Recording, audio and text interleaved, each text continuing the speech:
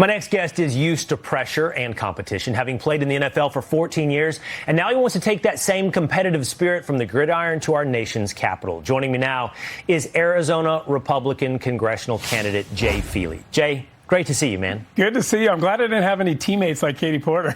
Did you not? Now, if I really press, I'll bet I can find. She is a Karen, that's for sure. Surely you have a teammate that's in the vein of Katie Porter at some point in that 14-year career. I think so, yeah. But let's talk about the underlying issue, which is the government shutdown. This is something that, you know, at this point, Democrats think they can gamble and put on the backs of Republicans. And they have said, short of planes falling out of the sky, they're going to continue the shutdown. They think they can, quote unquote, win. Well, Democrats have proven that they're willing to put the American people at risk for political gain.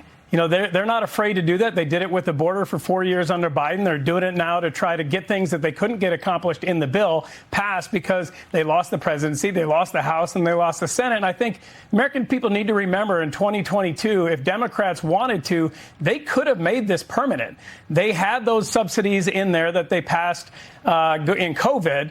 And they allowed them to stay there without making them permanent, knowing that they were going to expire in 2026. And they did that for political reasons as well.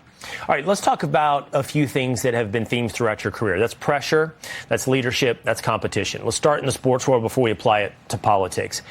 You know this, I told you earlier, I'm the father of a kicker. That's right. And there's a lot of pressure. I'm sorry. There's a lot of pressure in the stands.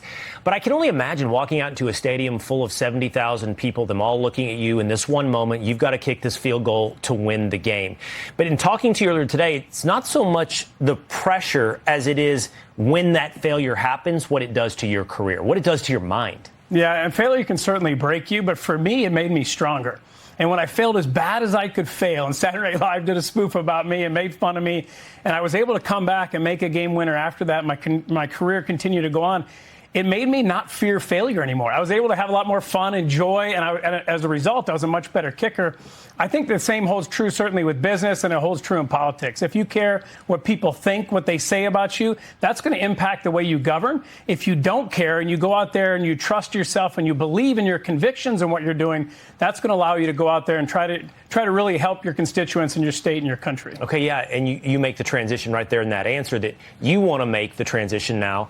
You've been broadcasting as well after your playing days, but you want to make the transition into politics. Why? Why do you want to be in Congress? I think there's a lot of people like me who, from the outside, watched what was going on in our country, hated all the politics of what was going on, the DEI stuff, the transgender garbage that was going on, men playing in women's sports, the hypocrisy of BLM and what went on with those riots and the destruction of countries, everything that happened at the border. I was in the position where I financially, I don't have to work if I don't want to. And so I said, you know what, I'm going to leave a job that I really love in broadcasting and try to have an impact on my state and my country. And I think that's why I wanted to try to represent Arizona. I think we need people who can communicate effectively.